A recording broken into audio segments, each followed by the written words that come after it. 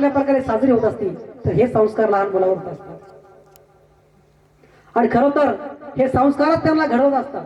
जगाच्या पाठीवर कोणतीच अशी शाळा नाही, जगाच्या पाठीवर कोणतीच अशी शाळा नाही की ते मुलांना संस्कार देऊ शकेल, शिक्षण देईल. ते शिक्षण आणि संस्कार याच्यामध्ये फरक असतो. आणि ते संस्कार फक्त अशा जयंतीच्या निमित्तानं होतात. ते संस्कार फक्त कीर्तनामध्ये होतात. आणि त्या कीर्तनामध्ये छत्रपती शिवाजी महाराज घडले होते. अरे शिव तुझे नाव ठेविले पवित्र, अरे शिव तुझे नाव ठेविले पवित्र, आणि छत्रपती सूत्र विश्वाचे की. कोण म्हणाला होता? जगदवंदे जगद्गुरु श्री संत तुकाराम महाराज म्हणाले होते.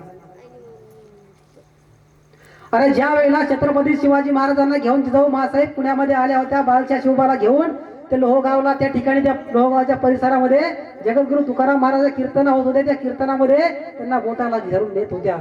त्या कीर्तनामध्ये जगदवंदे जगद्गुरु तुकाराम महाराज उपदेश करत होत्या की राजे दया तिचे नाव भूताचे पालन आलं अनेक निर्दाडन कंठकांचे, धर्मनीतीचा हा ऐकावा व्यवहार, धर्म आणि नीतीचा व्यवहार माझ्या राजाने शिकवला. आणि तो राजा तुमच्या काळजामध्ये कायमस्वरूपी राहावा.